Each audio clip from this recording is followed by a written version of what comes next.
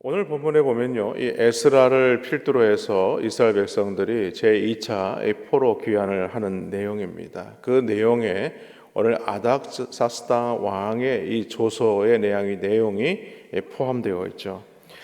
한 가지 한마디로 말씀을 드리면 어떤 내용이냐면 예루살렘 성전 예배를 복원할 그 임무를 에스라에게 맡긴다. 이런 내용입니다. 오늘 11절을 이렇게 살펴보면요, 수신자가 누구냐면 학자 겸 제사장 에스라다라고 이렇게 얘기합니다. 그리고 이 조서를 내린 사람은 바로 아닥사스다 왕이죠. 우리가 편지를 쓸 때 그렇게 영어로 쓰지 않습니까? to 누구에게, from 누구로부터, 이런 식으로.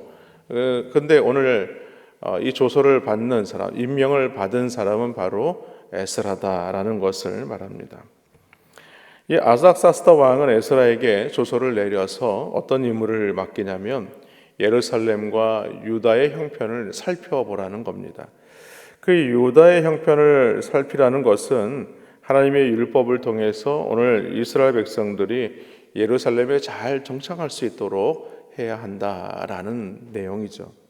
그러면서 아닥사스다 왕은 여러 가지 실질적인 지원을 아끼지 않습니다. 먼저 왕은요, 그의 보좌관들로 하여금 하나님께 드리는 그 예물을 가지고 가도록 합니다. 그리고 아닥사스다 왕 역시 자신도 기쁜 마음으로 하늘의 하나님께 제물을 드렸다라고 하죠. 동시에 아닥사스다 왕은요, 에스라에게 이 바벨론에 거주하는 이스라엘 백성들, 그러니까 예루살렘으로 내려가려고 하지 않는 자들, 그런 자들이 그들로 하여금 하나님께 예물을 드릴 수 있도록 기회를 허락하게 하죠. 그래서 그들이 드리는 예물을 가지고도 가라, 이렇게 말씀하고 있습니다. 그 밖에도 아닥사스다 왕은요, 예루살렘 성전을 유지를 위해서 필요한 모든 것들을 국고에서 지급하라. 그러니까 개인적으로 어떤 모금을 해서 하라는 얘기가 아니고 나라에 말하자면 세금을 거둔 것을 가지고 그것을 통해서 지원하겠다, 이런 내용입니다. 이런 내용들을 쭉 살펴보면 아닥사스다 왕이 왜 이렇게까지 예루살렘 성전에 마치 좀 집착하는 것처럼 일반 그 이스라엘 왕들보다 더 열심을 가지고 이렇게 돕는 모습을 보여주고 있다는 것이죠. 그뿐만이 아니었습니다. 제1차 포로기한 때 스룹바벨을 통해서 포로기한할 때도 가지고 가지 못했던, 그러니까 예전에 예루살렘 성전에 있었던 그 많은 그릇들을 가져오지 않았습니까? 그 성전의 그릇들을 다시 챙겨서 가지고 내려가라, 이렇게 허락을 하게 되죠. 그렇게 아닥사스다 왕은요, 엄청난 지원을 아끼지 않았습니다. 근데 이 아닥사스다의 왕의 명령을 준행하지 않는 자는 어떻게 하느냐? 그는요, 죽이거나 귀향을 보내거나 가산을 몰수하고 또 옥에 가두겠다라고까지 하고 있는 것입니다. 그러니까 이 명령이 얼마나 준엄한 것인가, 이 명령은 반드시 그렇게 행해야 된다라는 것을 강력하게 말하고 있는 것이죠. 이처럼 아닥사스다 왕이 이러한 지원을 아끼지 않는 그 이유가 오늘 23절에 나와 있습니다. 그것은 바로 무릇 하늘의 하나님의 전을 위하여 하늘의 하나님이 명령하신 것은 삼가 행하라. 어찌하여 진노가 왕과 왕자의 나라에 임하게 하랴. 그러니까 이 얘기는 거꾸로 이야기를 하면 어떤 내용이냐면 하나님께서 왕과 또 왕실과 우리 왕자들에게 하나님이 복을 내리시기를 원합니다, 이런 내용입니다. 아닥사스다 왕은요, 하나님을 향한 두려운 마음을 가진 이유가 있죠. 왜냐하면 그의 아버지가 누구입니까? 아하수에로 왕입니다. 근데 이 아하수에로 왕의 왕비가 누구입니까? 바로 에스더입니다. 에스더. 그러니까 아닥사스다 왕의 친어머니는 아니에요. 그러나 후궁으로 들어온, 그러나 이제 왕비가 되지만 이 에스더가 어머니예요. 그리고 그 어머니뿐만 아니라 그 삼촌이 이 모르드게에 관한 이야기, 그리고 이 사건에 대해서 그가 너무나 잘 알고 있기 때문이죠. 우리가 잘 알다시피 하만이 이 이스라엘 백성들을 다 죽이려고 하지 않았습니까? 그런데 에스더를 통해서 이 이스라엘 백성들이 다시금 살아나는 놀라운 역사들이 이 에스더서에 기록이 되어 있죠. 그러한 이 사건들을 경험한 사람이 바로 오늘 본문에 이 조서를 내리고 있는 아닥사스다 왕입니다. 그렇기 때문에 이스라엘의 하나님이 어떤 하나님인가 라는 것을 너무나 잘 알고 있다는 거예요. 그래서 아닥사스다 왕도 하나님에 대한 이 경외하는 마음과 또 하나님을 두려워하는 마음을 가지고 있었던 것이죠. 그런데 갑자기 분위기가 바뀌어서 오늘 에스라가 오히려 왕의 조서에 대한 그 찬양을 하고 있는 내용이 나옵니다. 그런데 오늘 이처럼 아닥사스다 왕이 어떻게 보면 왕으로서 이렇게 그 선을 행했다면 오히려 이 왕을 찬양하는 것이 맞을 터인데 오늘 에스라는 왕을 찬양하는 것이 아니라 누굴 찬양하냐면 하나님을 찬양하고 있습니다. 사실 에스라가 하나님을 찬양한 이유가 있습니다. 왜냐하면 이러한 일을 할 수 있도록 하나님께서 아닥사스다 왕의 마음을 감동케 하셨기 때문이라는 겁니다. 또 하나는 뭐냐면 하나님께서 자비를 베푸셔서 오늘 에스라 자신을 왕과 또 이 보좌관들과 고관들의 총애를 받게 하셨다는 거예요. 그뿐만이 아니었습니다. 하나님께서 자신에게 힘을 주셔서 오늘 이스라엘 백성들을 이끌고 예루살렘으로 돌아갈 수 있도록 했다는 것입니다. 그러니까 이는 하나님의 역사가 아니면 도저히 설명이 되지 않는 그런 것이다 라면서 오늘 에스라는 하나님을 찬양하고 있는 것입니다. 그래서 우리가 어제 말씀을 우리가 살펴보았지만 에스라서 7장 그 6절의 말씀을 우리는 다시 생각해 보아야 하는 것이죠. 거기 말씀에 보면 어떤 내용이 있냐면 에스라는 율법에 익숙한 학자로서 하나님의 도우심을 입었다라고 얘기하고 있습니다.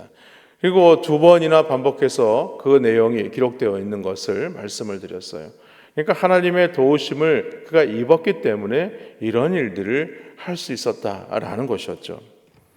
그렇습니다. 에스라는요 자신과 예루살렘 공동체를 둘러싼 일들을 보면서 하나님을 찬송할 이유를 지금 발견했던 것입니다.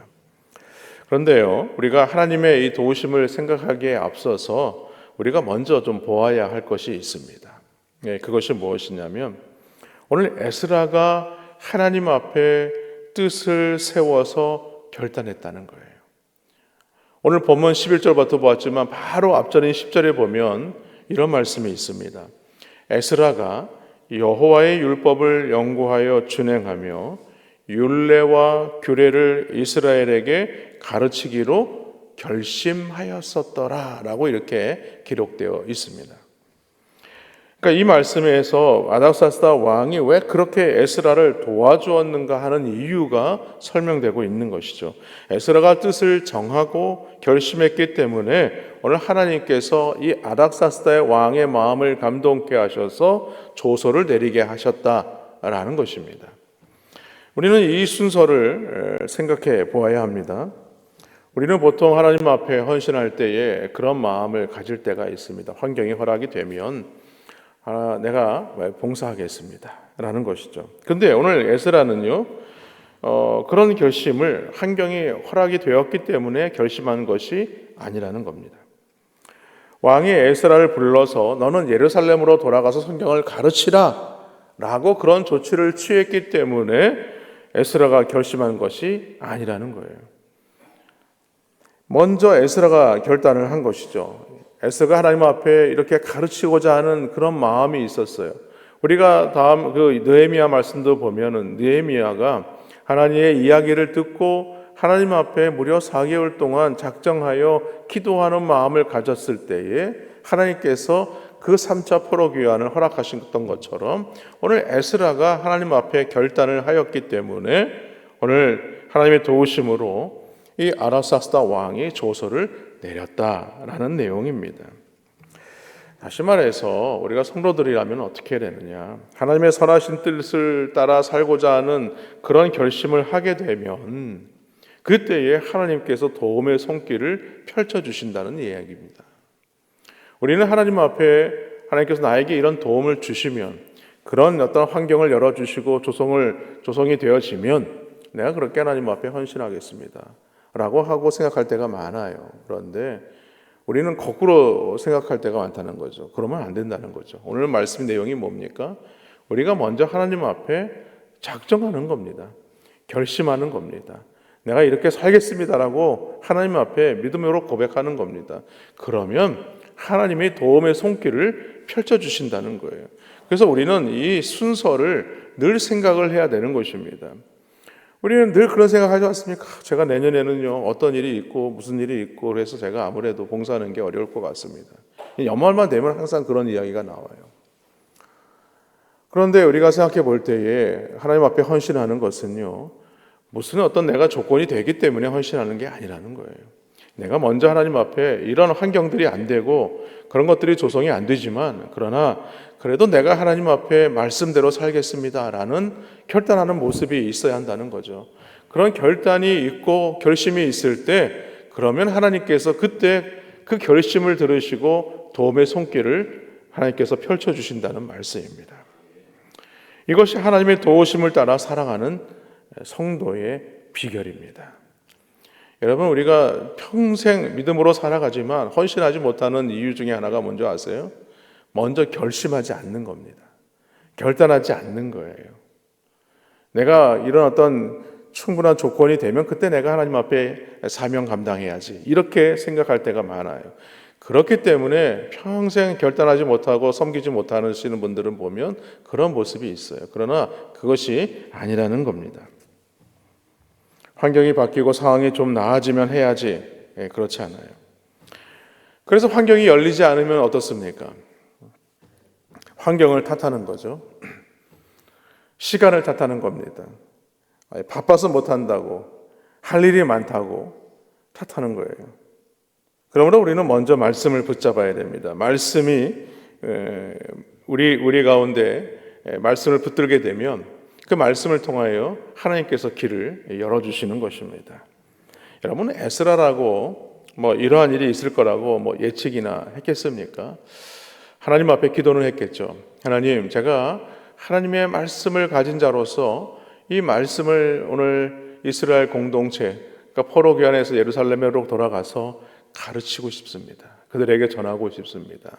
말씀을 회복하고 싶습니다. 이런 마음을, 그런 어떤 비전들을, 소망들을 품었을 때에 아닥사스다 왕이 이처럼 자신이 이렇게 진짜 왕으로부터 인정받고 그런 권한을 받고 도움을 받고 이런 거라고 생각을 했겠습니까? 아마 그 정도까지는 생각을 못했을 거예요. 하나님께서 이런 마음을 주셨사온데 하나님께서 이런 마음을 가지고 말씀을 내가 들고 가기를 원합니다 라고 했을 때는 아마 이렇게까지 많은 것들을 생각하지 못했을 거예요. 그러나 하나님은 그의 결심을 통해서 이런 여러 가지 환경들을 열어주시고 있는 것입니다. 바라기는 오늘 학자 에스라가 이 귀한 능력과 은혜를 따라 살아가게 된 삶의 비결, 그 비결이 뭐냐? 가장 먼저 말씀이었다. 이 말씀이었다는 사실을 놓치지 마시고 여러분의 삶 가운데에도 하나님의 말씀이 앞서가시는 귀한 은혜가 있기를 주님의 이름으로 간절히 축원합니다.